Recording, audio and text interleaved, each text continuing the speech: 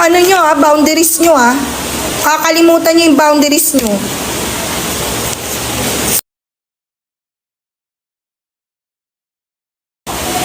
Una sa lahat, hindi nyo kami binabayaran dito para magtau-tauhan at gawin yung robot at gawin yung katatawanan sa harapan.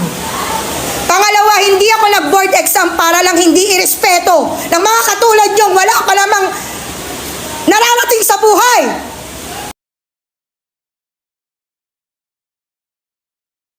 Ang kakapal ng mga mukha nyo. Hindi nyo nga kaya buhayin yung mga sarili nyo? Hindi kayo marunong rumispeto?